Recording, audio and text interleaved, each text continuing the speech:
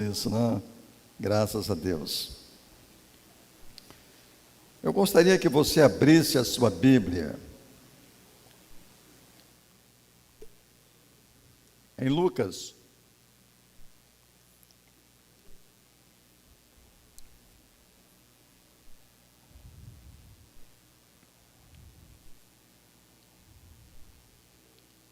Glória a Deus.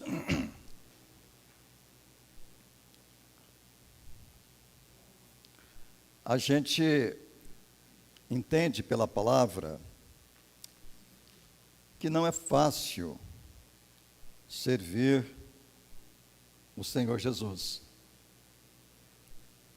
Não é fácil porque o Evangelho, ele exige de nós renúncia, não é?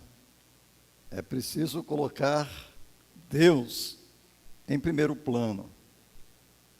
É preciso renunciar tudo para ter Ele como o principal, não é? Ele mesmo fala, né? Devemos amar a Ele acima de todas as coisas. Então, Deus é primícia em nossas vidas. E não pode ser diferente. Não é? Então, servir a Deus, colocando as outras coisas na frente, na realidade, nós não estamos servindo a Ele. E ele fala até de uma maneira muito contundente, né? Em Lucas capítulo 14, 26, o que ele fala lá? Tem alguém no comando ali? Ele fala algo forte para nós. Se alguém vem a mim e ama seu pai, sua mãe, sua mulher, seus filhos, seus irmãos e irmãs, até a sua própria vida, mais do que a mim, não pode ser meu discípulo. É uma palavra muito forte, né? Uma palavra muito forte, mas, irmãos, são princípios de Deus que Ele estabeleceu, não é? Ele precisa ser, não é? Aquele que é o principal em nossas vidas. Então, não tem como você dizer, eu sou um discípulo do Senhor, estou seguindo ao Senhor, se você despreza esse princípio, que não é princípio de homens, é princípio bíblico, não é? Ele mesmo, Deus, o estabeleceu. Então, não é fácil seguir o Senhor Jesus, não é fácil. E o texto que eu quero ler nos mostra, nos remete a esta realidade. 3 homens, né, aqui, que o Senhor Jesus dá para eles uma resposta, 2, uma resposta dos 3, uma resposta muito séria, não é? Mostrando a importância da gente entender que Deus precisa ter o primeiro lugar nas nossas vidas. Eu quero que você saia daqui hoje entendendo isso. Deus é o primeiro. Deus precisa ser o primeiro na minha vida. Amém? Se você sair daqui com esse pensamento no seu coração, né, e viver isto, a mensagem surtiu efeito. A mensagem surtiu efeito.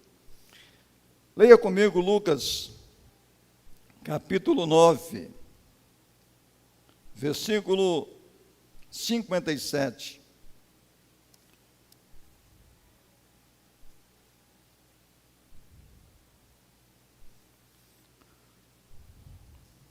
Encontraram?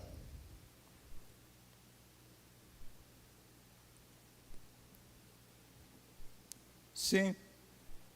Diga amém quem encontrou. Se puder ficar de pé, reverência à palavra. Quando andavam pelo caminho, um homem lhe disse: eu te seguirei por onde quer que fores. Jesus respondeu: as raposas têm suas tocas, e as aves do céu têm seus ninhos, mas o Filho do Homem não tem onde repousar a cabeça. A outro disse: siga-me. Mas o homem respondeu: Senhor, deixa-me ir primeiro sepultar meu pai. Jesus lhe disse: deixe que os mortos sepultem os seus mortos, os seus próprios mortos. Você, porém, vá e proclame o reino de Deus. Ainda outro disse: vou seguir-te, Senhor, mas deixa-me primeiro voltar e despedir da minha família.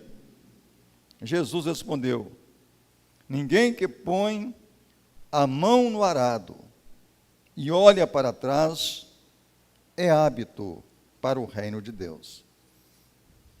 Pai, obrigado, Senhor, por estarmos aqui nesta noite. Obrigado, Pai, pelo louvor que nós oferecemos a Ti. O cântico é para o Senhor. As orações, Pai, feitas aqui. E agora, Pai, é a Tua palavra, Senhor. É a meditação na Tua palavra. Pedimos, Pai, que o Senhor venha nos dar entendimento. Pedimos, Pai, que o Senhor venha nos dar, ó Pai querido, a revelação, ó Deus, daquilo que o Senhor quer falar conosco nesta noite. E que, Pai, o nome do Senhor possa ser exaltado para a glória e louvor do Teu nome. Tua palavra, Pai, é de uma importância muito grande para as nossas vidas, Senhor. A Tua palavra, Pai, é a bússola, Senhor, que nos mostra o caminho. É lâmpada para os nossos pés, é luz para o nosso caminho, é o nosso alimento espiritual, Senhor. É o baluarte da verdade. Então, Deus nos ensina agora, nesta noite. Em nome de Jesus, fale aos nossos corações. Toda honra e toda glória, Pai, seja dadas ao Senhor. Pode assentar, queridos.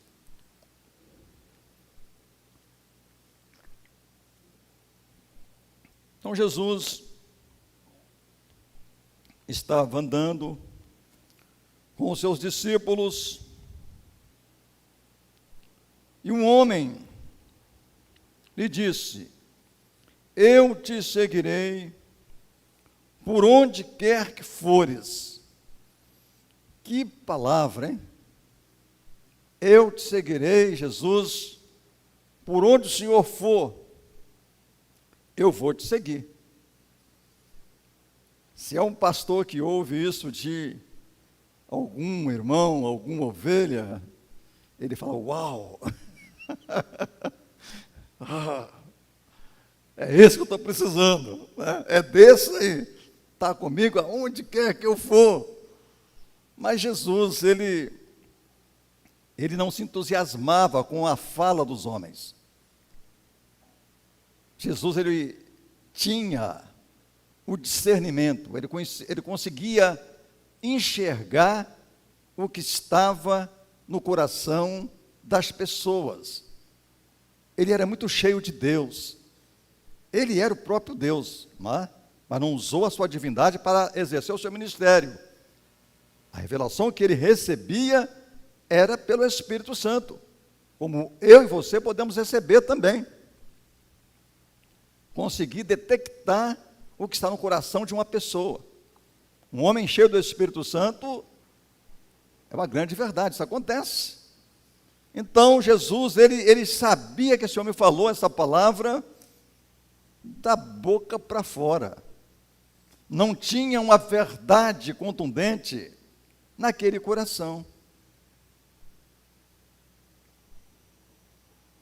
E Jesus fala que, olha, respondeu para ele: as raposas têm suas tocas e as aves dos céus têm seus ninhos, mas o Filho do Homem não tem onde repousar a cabeça. A resposta que Jesus dá para esse homem foi a leitura que ele fez do coração desse homem, o que estava lá no íntimo dele. Olha, moço, suas palavras são muito bonitas, me seguir por onde eu for, lindas, lindas, lindas, mas não temos hotéis 5 estrelas. Dormimos às vezes debaixo do sereno. Às vezes o colchão é um manto estendido no chão. Travesseiro não existe. Então a nossa lida não é fácil, não. Ele sabia que esse moço, ele queria uma certa regalia. Porque naquela época, os discípulos que seguiam o seu mestre, seguia mesmo. Deixava a sua casa, não é? Seus parentes, e ia andar com aquele discípulo. Vivia o tempo todo com ele. Então quando você pensa assim, puxa vida, o discípulo de Jesus viveu com ele 3 anos. Muito pouco. Não, muito pouco não. Viveu o tempo todo com ele 3 anos. O tempo todo, aonde Jesus estava, eles estavam juntos. O dia todo, a noite toda. Ali, eles ali. Então eles aprenderam muito com Jesus. Imagina as noites, não é? Eles conversando, tanto conhecimento, tanta experiência. Não é? Os discípulos ali sendo ministrados por Jesus. Então era assim. O discípulo seguiu o seu mestre, não é? Em todos os lados. Em todos os lados. Então esse moço aqui, Jesus faz a leitura do coração dele. Não é? Ele queria uma boa cama para dormir, um bom leito. E ele fala, olha, as raposas têm os seus covis, né? Aliás, as raposas têm os seus covis, as suas tocas. As aves dos céus têm os seus ninhos, mas o Filho do Homem não tem onde repousar a cabeça. Então você não serve para me seguir. Essa é a palavra para aquele homem. Você não serve para me seguir. Como eu falei, se fosse nós, né? Se fosse eu ficava encantado com essa palavra. Mas Jesus, ele lia o coração das pessoas. Você não serve. E também esse moço poderia estar pensando em mordomia financeira, não é? Pensando em dinheiro, pensando em entrar no ministério a troco de ganhar a vida financeiramente. Então Jesus descarta toda essa possibilidade e não dá muita bola para esse empolgado homem. Seguirei o Senhor por onde quer que o Senhor fores. Essa palavra não empolgou Jesus. Sabia quem era aquele homem que estava no coração dele. Interessante isso, né? Às vezes nós falamos algo que não expressa a verdade. É um momento de euforia, não é? A gente solta uma palavra. Mas quando a coisa vem mesmo e pega sério, a gente, não é? Retrocede, né? A gente retrocede. Estava lembrando de Pedro, né? Pedro, o que ele falou? Falou que jamais negaria o Senhor Jesus. E Jesus falou para ele, Pedro, antes que o galo cante, 3 vezes você vai me negar. E Pedro bateu o pé, não, Senhor, todos podem te enganar, menos eu, de forma nenhuma. O que o senhor pensa que eu sou? Sou Pedro, Pedrão. Não deu outra, né? Quando a coisa apertou mesmo, o Pedro nega Jesus. Por 3 vezes. Depois o galo cantou, né? Antes que o galo cante. Depois que ele negou Jesus 3 vezes, o galo cantou. Puxa vida. Não é? Foi um crescimento para Pedro. Não é? Pedro ali, ele foi tratado. Pedro precisava ser trabalhado, moldado. Pedro era muito empolgado, não é? E ele tinha que aprender algumas lições. E a gente aprende, às vezes, batendo com a cara no muro, né? Não é verdade? Não é assim que a gente aprende? É isso mesmo. Então, esse moço aqui, Jesus disse para ele, olha, sem cogitação, não dá para você ser o meu discípulo. É preciso renunciar tudo. Às vezes a boa cama, às vezes a boa alimentação. Irmãos, a verdade é essa, nós estamos vivendo uma vida muito boa. Nós, eu como pastor, tenho meu alimento tranquilo, você aí, tudo de bom para você ali. Mas tem gente aí vivendo ao inverso. Tem gente aí vivendo um tempo difícil por causa do Evangelho, por causa do amor a Deus. Ele foi chamado, aceitou o chamado e está passando estreito.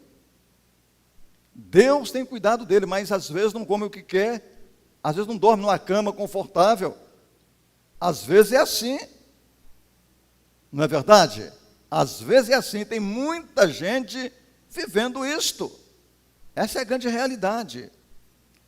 Então a gente está disposto a passar por isto, como servos de Deus. Nós estamos dispostos a enfrentar certas situações, não é verdade? Por amor a Deus. Será que nós não vamos reclamar, não? Tem gente que se faltar a carne, ele reclama. Faltar a carne para ele, essa comida. É assim mesmo, irmãos, a verdade é essa. Então a gente é discípulo muito frágil. Muito frágil, essa é a verdade. Muito frágil. Se vem uma escassez qualquer, a gente já se preocupa e tudo mais. A gente quer conforto. A gente quer conforto, e achamos que isso é o máximo. Mas se Deus quiser tirar esse conforto, aí que está. E se Deus quiser tirar esse conforto, irmão, será que você vai ser crente ainda? Será que você vai conseguir seguir Jesus ainda? Porque pode acontecer, sim ou não? Então, por isto que é preciso renunciar a tudo para servir Jesus. A gente não sabe o que pode acontecer conosco. Não sabe. Está pegando aí a chave? Não sabe. Então, querido, em nome de Jesus, coloca Jesus, Deus, acima de todas as coisas. Jesus não ensinava nada que não vivesse, nada. Quando ele foi pego ali, conversando com a mulher samaritana, ali naquele poço, os discípulos ficaram assim admirados de ver ele conversando com a mulher. Ele estava ali evangelizando aquela mulher. E já era a hora do almoço, era a hora de comer. E os discípulos chamam a atenção de Jesus. Jesus, você não vai comer não? Está na hora de almoçar, Jesus. Todo mundo com fome. Qual foi a palavra que Jesus disse para os discípulos? Eu tenho uma outra comida. Eu tenho uma outra comida. Eu vou deixar o meu almoço para mais tarde. Eu tenho que trabalhar agora em prol dessa mulher que está aí perdida, sem esperança. Uma prostituta. O almoço fica para depois. Eu vou cuidar dela agora. Olha aí, está vendo? Então a gente precisa de ir trazendo isso para o coração da gente, não é? E colocar Deus em primeiro plano. Talvez ele fosse dar o lugar para o almoço, perderia a sequência com aquela mulher ali. Não podia interromper aquele trabalho, não. Aquele trabalho era de suma importância e gerou frutos extraordinários.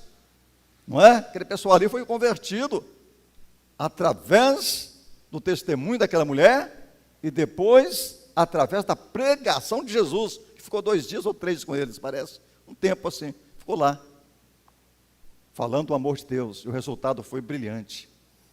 Então, é renunciar a tudo mesmo, para servir o Senhor melhor. Às vezes o cansaço, né? A pessoa larga um trabalho, irmãos, eu vivi isso. Larga o trabalho, você está doido para ir para casa descansar. Sim ou não? É verdade. O corpo pede cama, né, Samuca? Pede cama. Mas você falava, não, eu vou para o templo. Eu vou ali porque eu quero adorar o meu Deus. Eu quero ouvir a sua palavra. Eu quero ser tocado por Ele. Irmãos, você pensa que isso é uma coisinha à toa? Não é não. Deus vê isto com agrado. Sabe? Deus agrada de atitudes assim. Isso é priorizar Deus, eu falo mesmo, isso é priorizar Deus. Isso é colocar Deus em primeiro plano. Você que veio aqui hoje, você veio com o coração aberto para ser ministrado, para adorar o Senhor, para orar, não é verdade? Para comungar com Deus, ter comunhão com Ele. Então, isso para Deus é contado. Isso para Deus é uma atitude de colocá-lo em primeiro lugar. Então a gente precisa trazer isso para o nosso coração. Eu já falei aqui, tem pessoas que eles dão os primeiros horários do dia para Deus. Ele levanta antes de tudo. Ele vai ter o seu momento de comunhão com o Senhor, devocional com o Senhor. Primeira coisa a fazer. Está vendo? Interessante isto. O pastor Jorge Linhares, ele vive isto. Levanta pela manhã, antes de qualquer coisa, ele toma café, ele vai fazer o devocional dele. Primeiro para o Senhor, a primícia. Primeiro para o Senhor, não é? Depois então vai fazer as outras coisas. Está vendo? Então a gente tem que os bons costumes, irmãos, a gente precisa trazer para a gente. Amém? Os bons costumes, a gente precisa trazer para a gente. Amém? Então, Jesus está aqui falando com esse homem, não é? Que não servia para poder ser discípulo dele.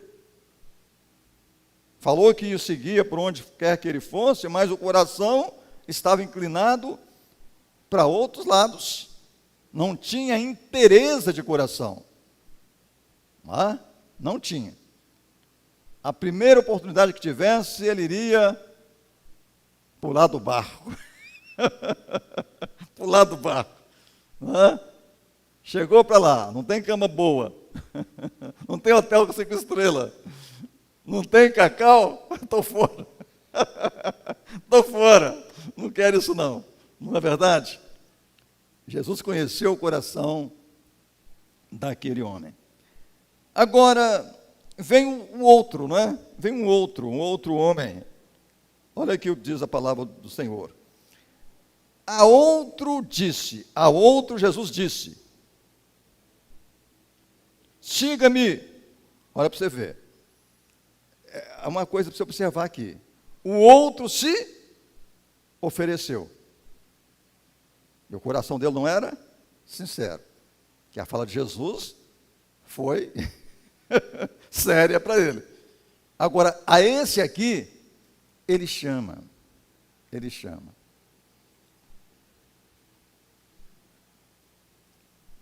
Não somos nós que escolhemos o Senhor Jesus. Foi Ele que nos escolheu. E depois que nos escolhe, que nós somos dele, nós então nos colocamos à disposição dele para fazer a vontade dele. Aí então nós renunciamos à nossa própria vida para que a vida dele seja vivida em nós. É isso.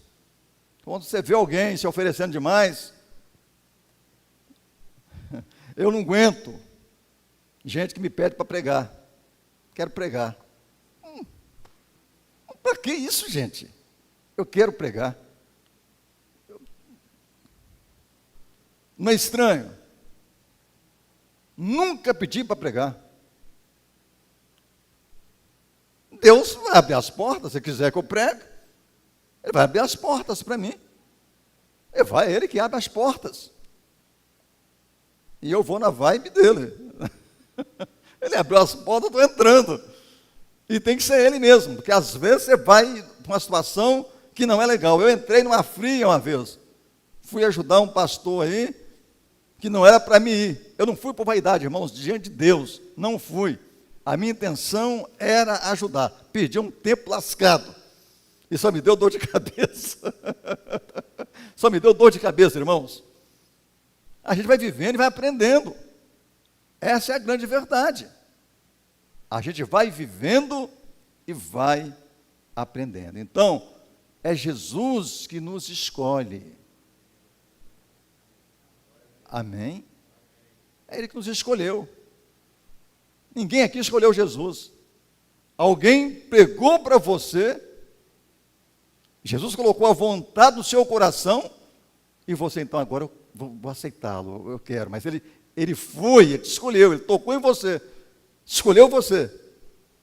O Espírito Santo te convenceu. E você, então, não rejeitou. Vem para mim. Chamar para o ministério é a mesma coisa. Falei no São Judas, na posse da Débora, que quem não tem chamado, como que vai ser um pastor? Né, meu filho? Como que vai ser um pastor se não tem chamado? Tem que ter o chamado. Tem que ter o chamado, porque o chamado é uma marca profunda na vida de uma pessoa. Quando vier as intempéries que vêm, os problemas no ministério que vêm, as dificuldades, ele lembra, para aí, eu tenho um chamado. Eu tenho um chamado. Me marcou o chamado. Isso fortalece ele para enfrentar aquelas dificuldades. Se não tem um chamado, o que vai pensar? Puxa vida, aonde que eu fui me meter? Aonde que eu fui me meter? Irmãos, uma coisa eu te falo, quem não tem chamado não persevera. Como pastor, não persevera. Não persevera. Essa é a grande verdade. Tem que ter o chamado. Jesus nos chamou, nos escolheu. João 15,16.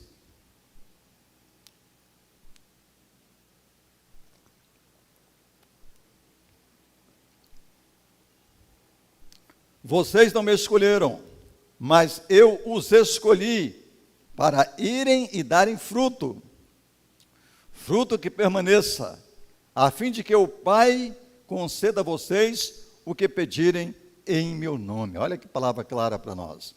É eu que vos chamei, é eu que escolhi vocês, e escolhi vocês para vocês darem fruto, ser próspero. Aquele que Deus chama, frutifica. Amém? Aquele que Deus chama, ele vai frutificar.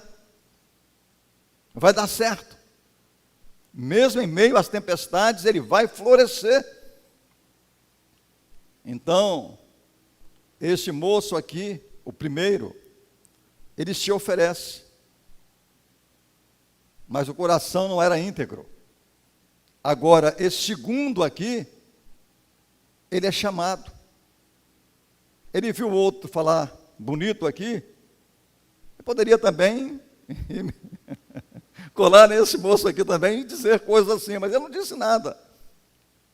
Jesus olha para ele e fala assim, segue-me, segue-me. Jesus viu o coração daquele homem, segue-me. Mas o homem respondeu, Senhor, deixa-me ir primeiro sepultar o meu pai. Jesus não dá mole aqui também não, o que ele fala aqui? Jesus lhe disse, deixa que os mortos sepultem os seus próprios mortos. Você, porém, vá e proclame o reino de Deus. Palavra forte demais, né? Deixa lá os mortos enterrar os seus mortos. E você vem, vai, e proclame a palavra de Deus. Palavra dura.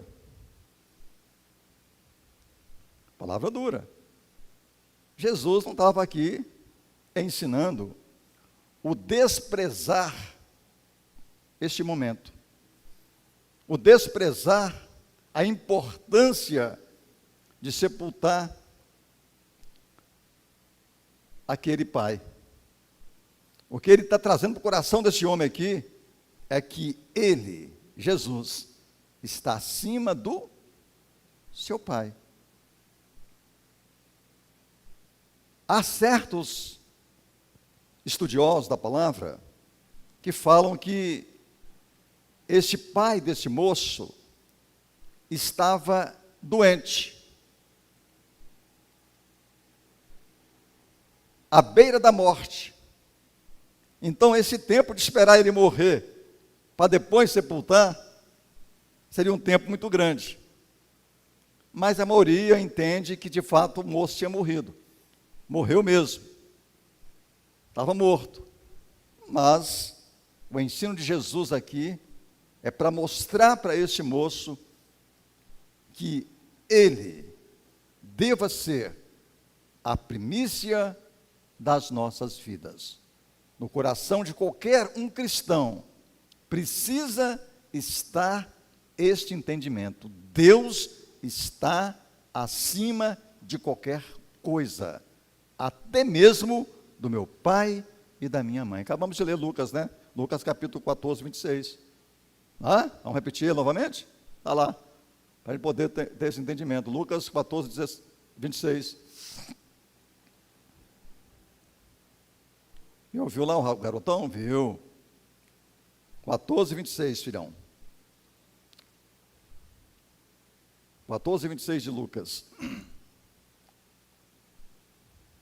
Isso. Se alguém vem a mim e ama seu pai, sua mãe, sua mulher, seus filhos, seus irmãos e irmãs, até a sua própria vida, mais do que a mim, não pode ser meu discípulo. Quem falou isso? Hein? Jesus falou. Quando Jesus fala, nós calamos e acatamos, amém? Não é palavra de homens, não. Não é? Então, mostrando a importância dele, Jesus, Deus, ser o primeiro em nossas vidas. Quando Jesus é o primeiro em nossas vidas, tudo vai bem, irmãos. Entenda isto. Quando Jesus é o primeiro em nossas vidas, todas as coisas vão estar ajustadas. Ele fala, né? Buscai em primeiro lugar o reino de Deus e a sua justiça, e as outras coisas vos serão acrescentadas. Vai dar tudo certo, se você coloca ele como o mais importante. Amém?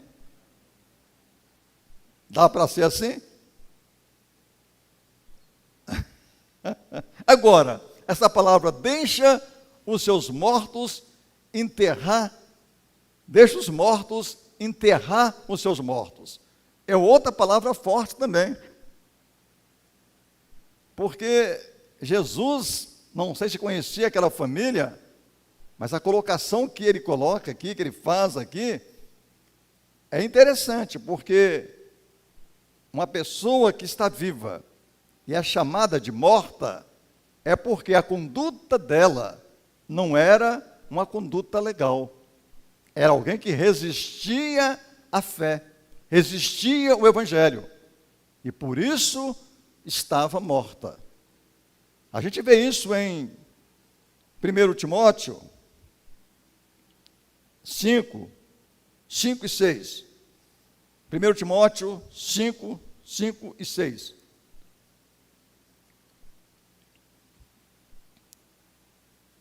Paulo falando sobre as viúvas, não é? A carta que ele escreve a Timóteo, ao pastor Timóteo, falando sobre o diaconato, ele fala sobre as viúvas.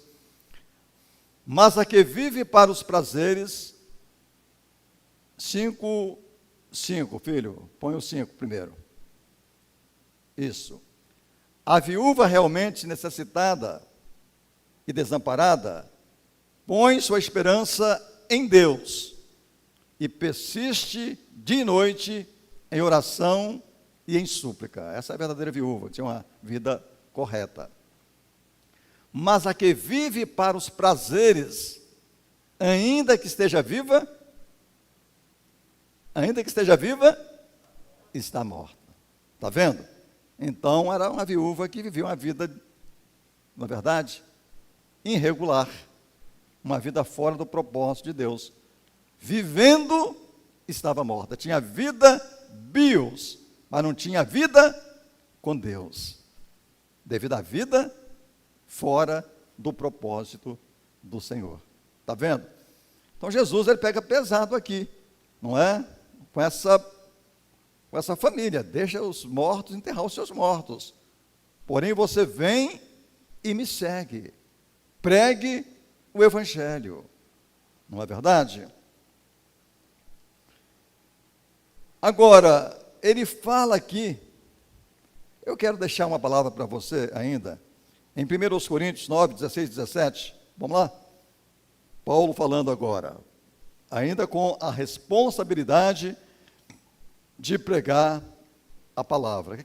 O que Paulo fala em 1 Coríntios 9, 16, 17?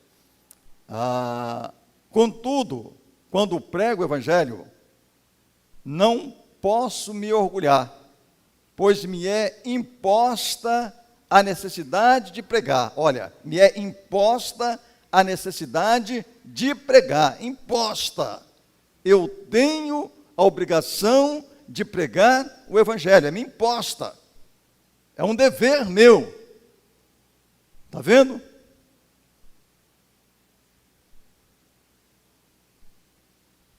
Olha aí, ai de mim, se não pregar o Evangelho. Ai de mim. Ele sabia, se não pregasse o Evangelho, tinha o quê? O couro comia. O couro comia. Ele tinha um dever de pregar. Foi chamado para isto. Ele tinha uma vocação, ele tinha um ministério, não é? De pregar o Evangelho. Então ele fala, ai de mim se não pregar o Evangelho. Porque se prego de livre vontade, tenho recompensa.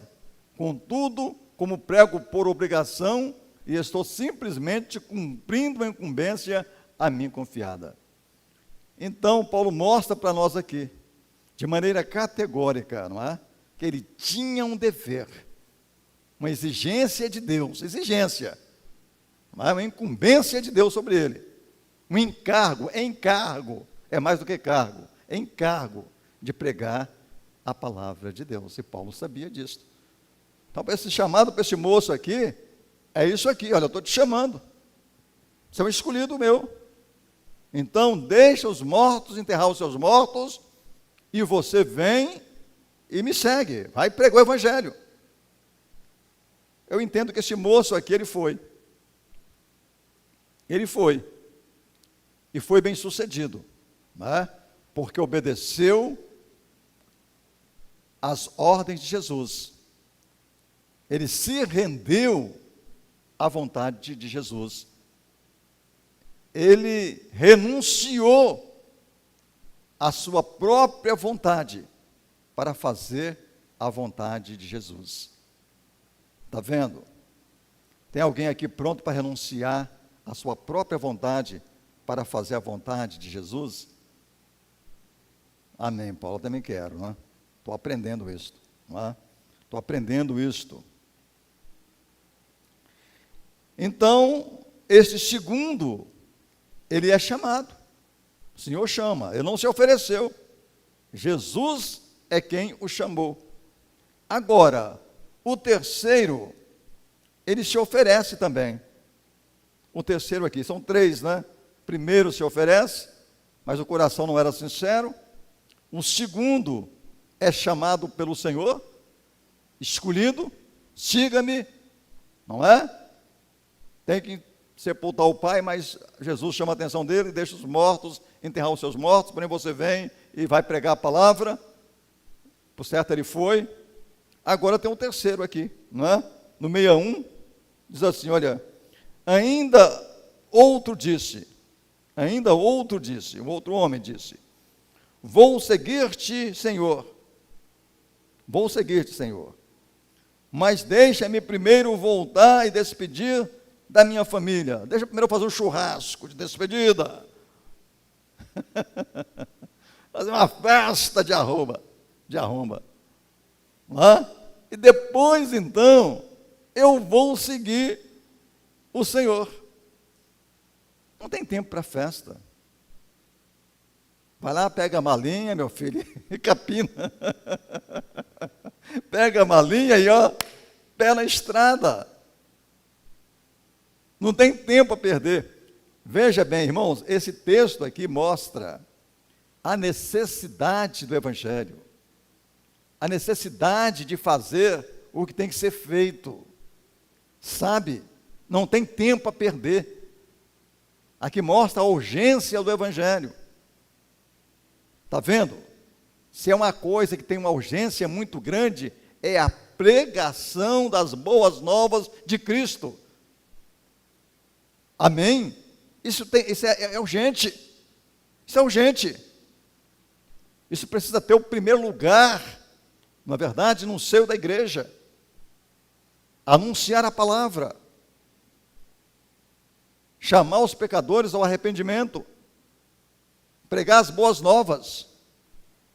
Tem urgência isto. Não dá para esperar. Não dá para esperar. Porque ninguém sabe quando que vai partir. Não é? Ninguém sabe, é tão assim, como diz, né, Tiago, né? A nossa vida é como uma neblina. Você surgiu ali, depois desaparece. Não é? E Jó fala que nossos dias são muito, muito curtos. O Jó 14 fala isso. Jó, capítulo 14, primeiro versículo ali. Não é? Então a gente não sabe quando que nós vamos partir. Quando que alguém vai morrer, ninguém sabe. Então há uma necessidade, há uma urgência da pregação da palavra de Deus. Então esse texto aqui mostra, é isso, sabe? É isso aqui, a urgência, a necessidade de anunciar a palavra, de pregar as boas novas. Daí a razão de nós não perdermos tempo com amigos, no trabalho. Deu oportunidade, dá um toque. Fala alguma coisa sobre Jesus, é uma semente. Se vai germinar ou não, isso é com Deus. Agora a sua parte é semear. Deus não vai semear para você. Quem semeia é você. Mas quem faz a semente germinar e quem dá o crescimento é Deus. É Ele. Amém, queridos? Então, ele fala que, olha, ainda o outro disse, vou seguir-te, Senhor, mas deixa-me primeiro voltar e despedir-me da minha família. E Jesus, ele não poupa não, né? Jesus é muito duro, amoroso, mas muito sincero, muito preciso no que queria dizer, no que quer dizer. Não é? Muito preciso, não dava meia volta. Ele fala para o cara assim, olha, Jesus respondeu, ninguém que põe a mão no arado e olha para trás, não é hábito para o reino de Deus. Olha aí, então, você quer me seguir? Quer coisa nenhuma. Ninguém que coloca a mão no arado e olha para trás é hábito para o reino de Deus. Eu não sou da roça, não tenho muito conhecimento, não sei se Paulo tem, o Zeca tem, né? O Zeca, ele viveu, uma Terezinha. Então, o arado, você não pode descuidar dele. Você precisa de estar atento ali para desviar do toco de uma pedra, porque senão você pode acidentar ali. Não é? Olhar para trás segurando um arado é um perigo. É um perigo, tem que estar atento. Não é? É como dirigir. Imagina você dirigindo olhando para trás. Que desastre. Que coisa que vai ser, né? É um estrago, né, Samuel? Não pode. Não é? Então está dizendo aqui, olha, quem pega no arado e olha para trás, não pode ser. Não é? Não é hábito, melhor dizendo, não é hábito.